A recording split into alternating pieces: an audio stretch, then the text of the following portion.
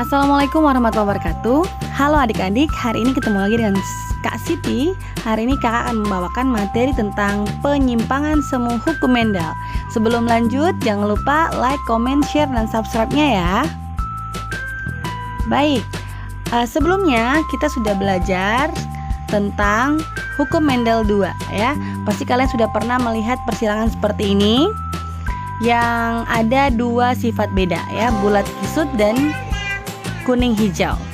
Nah, dengan genotip dan gamet yang sudah diketahui seperti ini, maka F1-nya adalah B besar B kecil K besar K kecil. Dan apabila dia di silangan keduanya, maka hasilnya nanti adalah seperti ini. Oke ya. Rasio genotip F2 pastilah ya bentuknya seperti ini ya. Kemudian yang paling sering digunakan itu adalah rasio fenotipnya, di mana 9 bulat kuning, 3 bulat hijau, 3 kisut kuning dan 1 kisut hijau ya. Cara cepatnya adalah untuk 9 itu adalah sifat dominan. Kalau yang 3, 1 dominan, 1 resesif.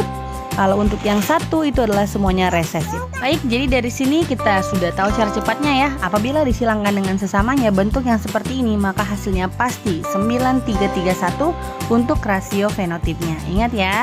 Nah, maka dari itu hari ini kita akan membahas penyimpangan semu hukum Mendel. Jadi ada beberapa persilangan ya yang hasilnya tidak menjadi 9331 apabila dia perkawinannya itu F1 dengan sesamanya. Yang pertama adalah interaksi beberapa gen atau atafisme, yang kedua adalah kriptomeri, yang ketiga adalah epistasis dan hipostasis, yang keempat komplementer, dan yang kelima itu adalah polimeri, yang keenam inhibiting gen. Nah, kalian tahu gambar apa ini? Oke. Ya. Nah, ini adalah gambar dari bentuk-bentuk pial ayam ya atau jengger ayam. Ya, yang pertama ini adalah R besar P kecil atau pial, rose atau gerigi. Yang kedua R kecil P besar, pial P atau biji. Yang ketiga R besar P besar yang merupakan bentuk interaksinya ya, pial walnut atau sumpel. Yang terakhir ini adalah R kecil P kecil atau pial single. Nah, kalau kalian sudah kenal dengan 4 ini, insya Allah kalau ada soalnya gampang sekali mengerjakannya. Nah, tapi untuk cara cepatnya ingat saja ya, ketika dia ada R besar 1 saja itu sudah rose, ada P besar 1 saja itu adalah PA. Kalau dia ada R-nya besar 1, P-nya besar 1 itu adalah walnut. Kalau kecil semua itu adalah single. Berikutnya kriptomeri dengan gambar bunga seperti ini ya. Gambar bunga apa ini, ayo tahu nggak?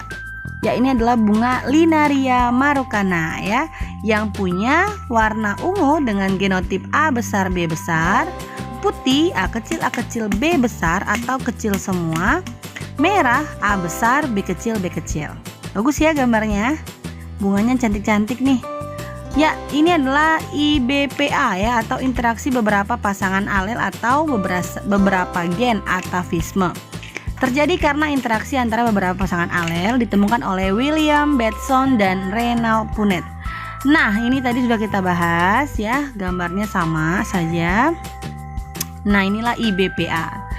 Untuk perkawinannya, lihat situ ya, nih bentuknya ada rose, PA disilangkan, kemudian dapatlah 100% walnut. Ketika sesama walnut dikawinkan, maka dapatlah nanti bentuknya seperti ini, sama persis dengan yang tadi ya. Tetapi ada perbedaan fenotipnya. Apa yang 9 itu adalah walnut, yang dominan semua ya.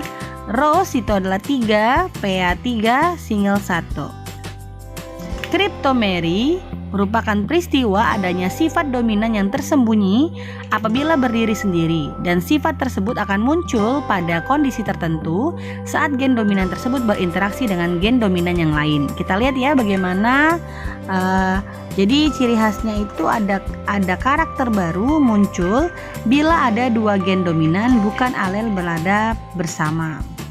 Contohnya persilangan pada bunga Linaria marocana.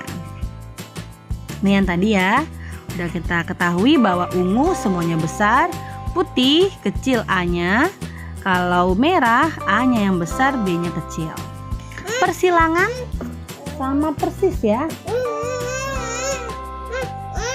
Ya, baik, untuk persilangannya ya bentuknya seperti sama kayak tadi. Dibuatlah merah putih ya dengan genotip masing-masing. Gametnya dapatlah satu-satu ya. F1-nya adalah ungu ya, dimana bentuknya adalah double heterozigot. Ketika double heterozigot ini disilangkan dengan sesamanya, yuk kita lihat bentuknya sama ya. Nah, pasti seperti ini. Bagaimana membentuknya? Gampang saja. Ungu, merah, putih, karena putihnya itu aplikasinya semuanya kecil, tapi B-nya ada boleh besar, ada boleh kecil ya. Jadi 9 ungu, merahnya 3, putihnya 4. Oke, 9, 3, 4. Ini bentuk penyimpangan semu hukum Mendelnya ya.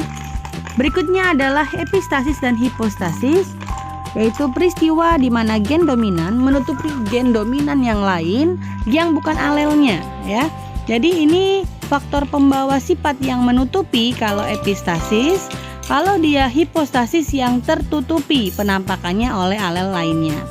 Untuk contohnya, ini ada pada bulir gandum hitam, ya, gandum kuning, dan gandum putih. Dimana nanti untuk aplikasi soalnya seperti ini sama persis ya. Bentuk perkawinannya gampang, cuman tinggal kalian ubah saja. Untuk F2-nya pasti dia hasil fenotipnya akan seperti ini ya. Gabungkan hitamnya 12, 3 kuning, 1 putih. Ini dulu ya hari ini. Kalau ada pertanyaan silahkan buat di kolom komentar. Terima kasih. Jangan lupa like, comment, share, dan subscribe.